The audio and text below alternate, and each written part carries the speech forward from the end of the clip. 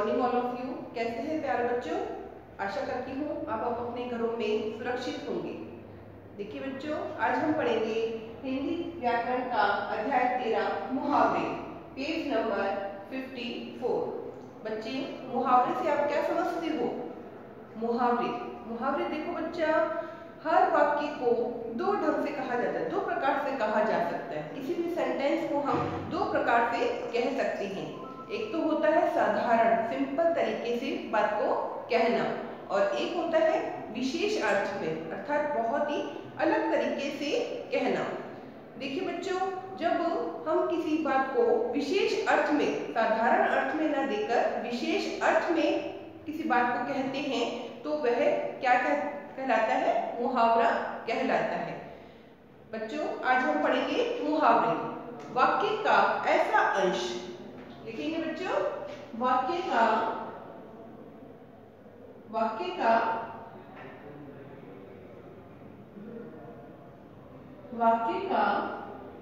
ऐसा अंश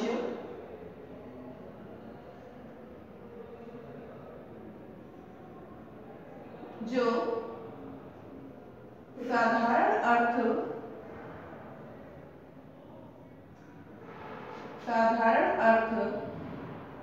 न देकर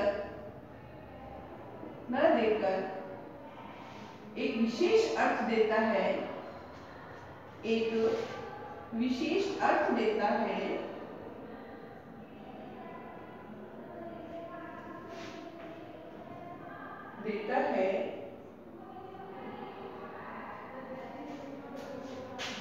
मुहावरा कहलाता है। मुहावरा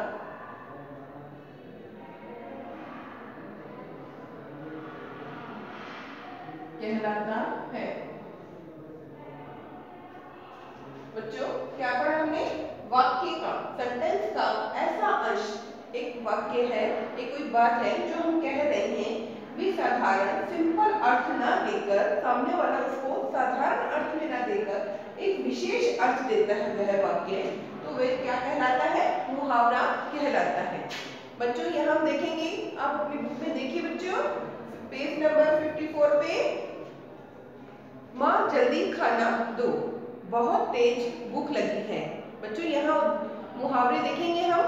पहला मुहावरा देखिए, कोई बच्चा है वो अपनी माँ को साधारण तरीके से, देखो बच्चे कैसे कह रहा है कि माँ जल्दी खाना दो, बहुत तेज भूख लगी है। अब इसे एक मुहावरे के अर्थ में, विशेष अर्थ में हम कहें तो कैसे कहेंगे? माँ जल्दी खाना दो, पेट में चूहे दौड़ रहे हैं, अर्थात बहुत तेज भूख लगी है। अगला देखिए बेटा मुहावरा, मोहित अपने माता पिता का एकमात्र सहारा था। ये तो है बात को सीधे तरीके से कहना। यदि हम मुहावरे का प्रयोग करके इस वाक्य को बोलेंगे तो कैसे बोलेंगे? मोहित अपने माता पिता की अंधे की लकड़ी था, अर्थात उनकी बुढ़ापे का एकमात्र सहारा था। ऐसे ही और मुहावरे देखेंगे बच्चों। रिद्धम ने जब मोक्ष से अपनी पेंसिल मांगी तो उसने साफ मना कर दिया। दो छात्र हैं और जब रिद्धम ने मोक्ष से अपनी पेंसिल मांगी तो उसने मोक्ष ने साफ मना कर दिया, अर्थात इसे मुहावरे के रूप में कैसे बोलेंगे बच्चों? अंगूठा दिखा दिया, मतलब उसने देने से इनकार, साफ इनकार कर दिया। उसी प्रकार देखिए, गरम गरम जलेबियां देखकर वासु का मन ललचा गया। अब इसे मुहावरे के रूप में हम देखेंगे, गरम गरम जलेबियां देखकर वासु के मुंह में पानी आ गया, अर्थात मुंह में पानी आना, अर्थात बहुत अधिक मन ललचा जाना, किसी भी चीज को देखकर मन का ललचा जाना। देखिए बच्चों, इसमें पहले वाक्य जो दिए गए हैं वो तो बात को साधारण तरीके से कहा गया है, साधारण ढंग से कहा गया है, लेकिन जो दूसरे वाक्य है उसमें मुहावरों का प्रयोग करके उसी बात को एक विशेष अर्थ में कहा गया है। यहाँ हम देखेंगे बच्चों, मुहावरों के प्रयोग से भाषा कैसी बन जाती है? मुहावरों के प्रयोग से भाषा, वाक्य जो है वो वाक्य सुंदर तथा प्रभावशाली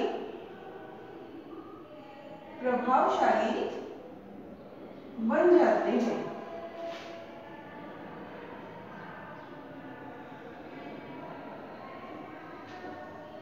मुहावरों से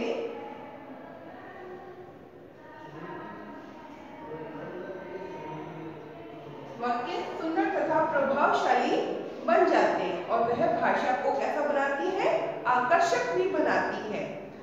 आगे हम ये आपकी पेज नंबर 55 पे मुहावरे दिए गए हैं बच्चों। पहला मुहावरा देखेंगे 9 2 11 होना। पहला मुहावरा देखेंगे बच्चों 9 2 11 होना।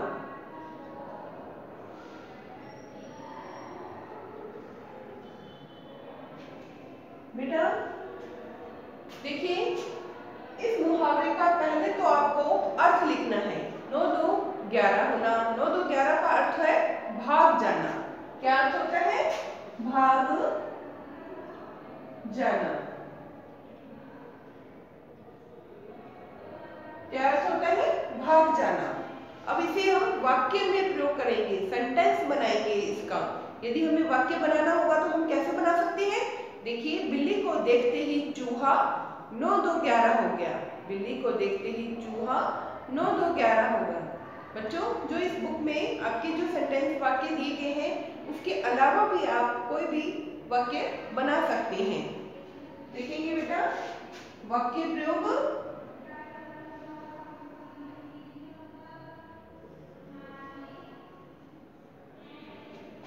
बिल्ली को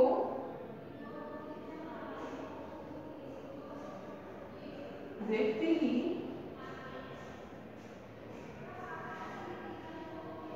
चूहा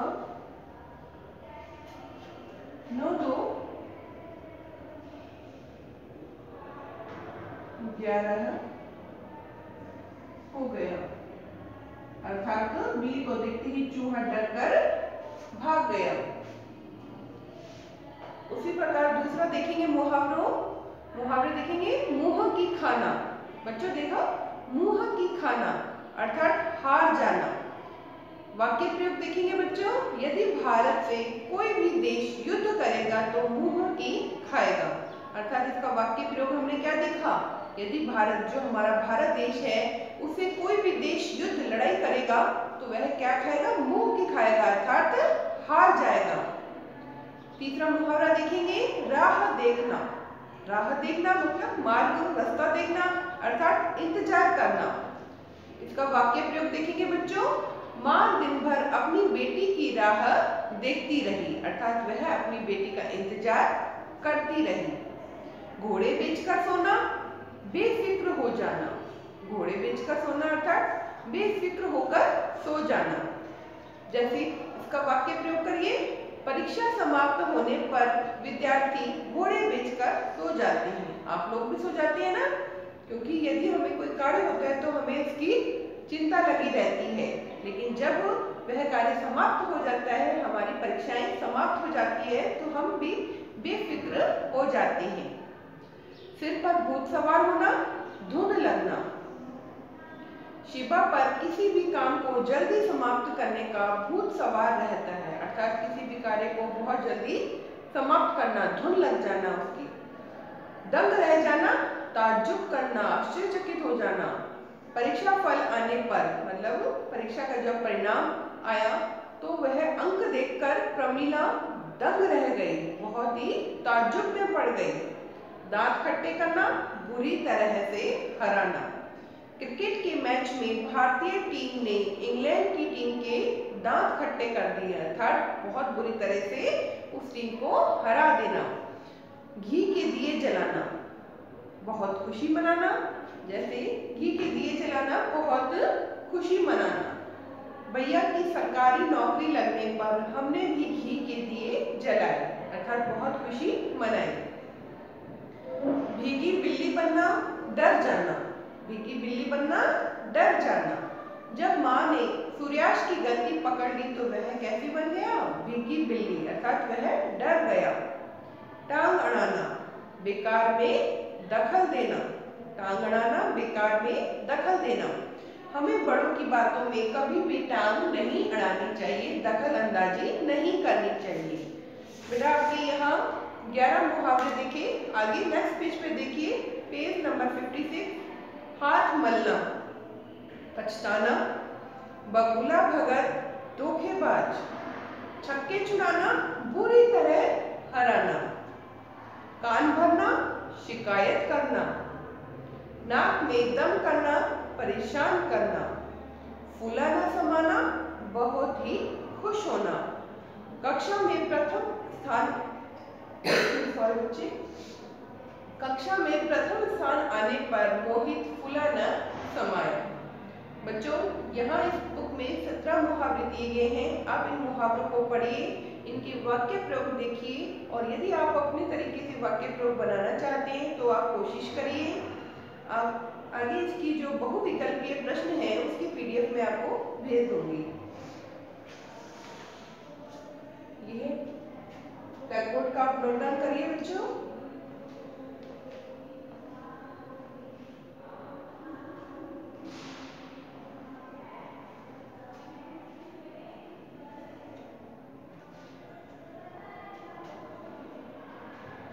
Okay, have a nice day, have a good day बच्चों, thank you very much।